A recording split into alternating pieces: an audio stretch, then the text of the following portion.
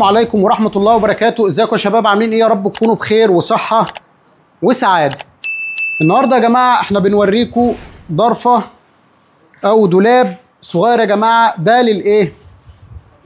للحاجات المهمة، وده معمول ومخصص للناس اللي هم شغالين في الصيد.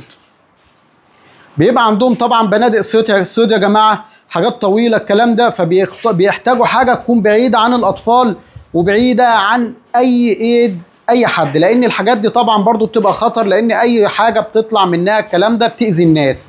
فالحاجات دي يا جماعة احنا عاملين مكان سري ليها، مخصصة بالذات للناس اللي بتستعمل بنادق الصيد. دي طبعا زي ما انتم شايفين يا جماعة دولاب ارتفاعه 152 سم. العرض بتاعها كام؟ العرض بتاعها 50 سم بالظبط، تمام. وفيها كم مكان سري؟ فيها 4 أماكن سرية، حاجة محترمة جدا وحاجة 10 على 10. هبتدي أشرح لحضراتكم كل حاجة في القطعة دي والأماكن السرية اللي فيها، بس قبل ما أفرجكم عليها ما تنسونيش باللايك، اشتراك في القناة، وتفعيل الجرس. انترو سريع ونرجع مع بعض تاني، ما تروحوش في أي حتة. يلا بينا.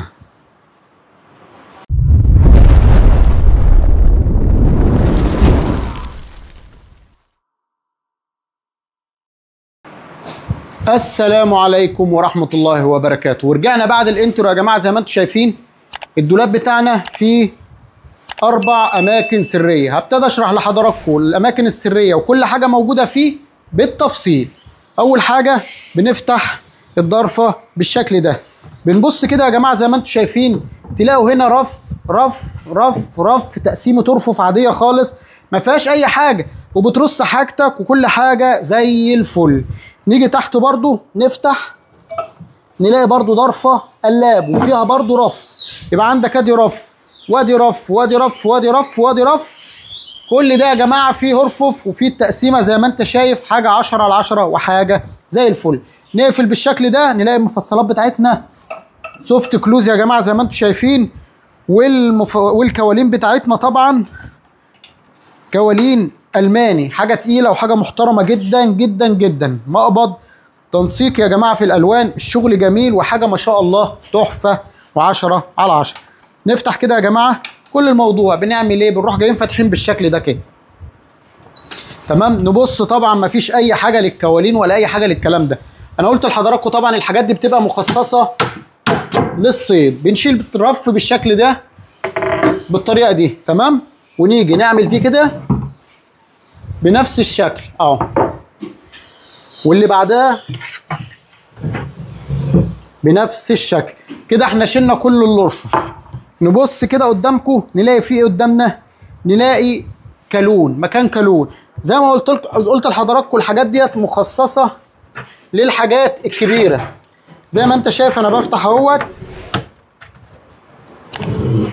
اهوت يا جماعه قدام حضراتكم.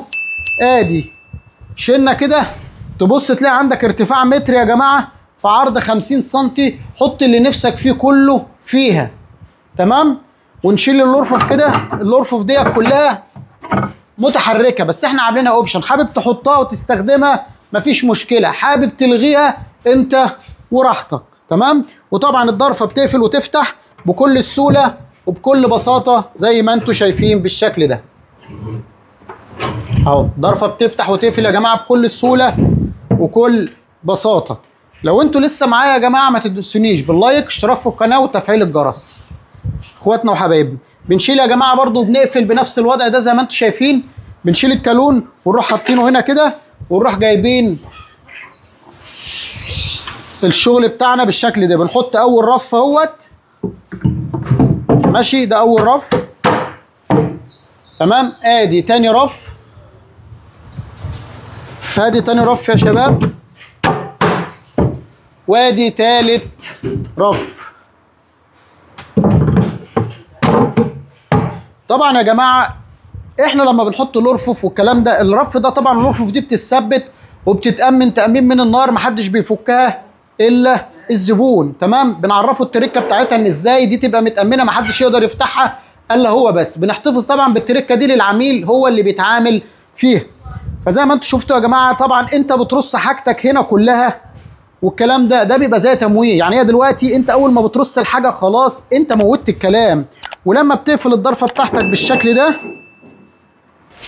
وتروح جاي قافل كده يا جماعه، خلاص حاجتك بقت في امان وتبقى مطمئن على حاجتك 100%. تمام كده. انا اوريكم اول مكان سري، نبتدي بقى نوريكم تاني مكان سري. نفتح كده بالشكل ده. ده الرف بتاعنا شغال اهوت، بيفتح ويقفل قدامكم بكل سهوله وكل بساطه. عايز طبعا أأمن عليه. أأمن ازاي؟ بروح جاي فاتح كده ماشي، وبروح جاي ساحب الرف بتاعي بالشكل ده يا شباب.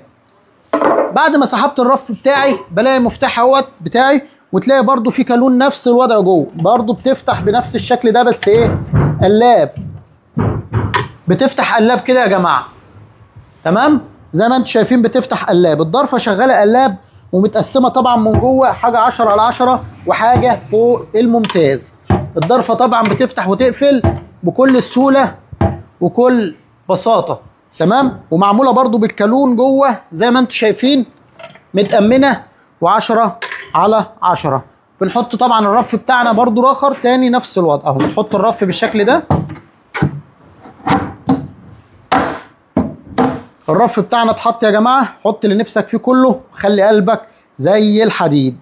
كده انا اوريكم رقم 1 ورقم 2. عايزين تشوفوا بعد كده رقم كام؟ 3 و4. باجي بكل سهوله وكل بساطه اروح جاي حلل البصمه بتاعتي كده. اهي حليت البصمه طبعا يا جماعه. البصمه اهي، دي البصمه بتاعتي. تمام؟ بروح جاي حللها كده، وبعد ما بحلها بخش بالدريل الجميل واروح جاي اعمل كده. فكيت المسمار يا جماعه، بقفل الضرفه بتاعتي بنفس الشكل كده، واروح جاي عامل هنا كده ضغطه. ضغطت ضغطه تلاقي الدرج طلع لك زي ما انت شايف بالشكل ده. الدرج اتفتح قدامك يا باشا. تمام؟ حط اللي نفسك فيه كله واعمل اللي انت عايزه وما تقلقش على اي حاجه خالص. برضو الدرج بتاعنا شغال تاتش بنفس الشكل اهو.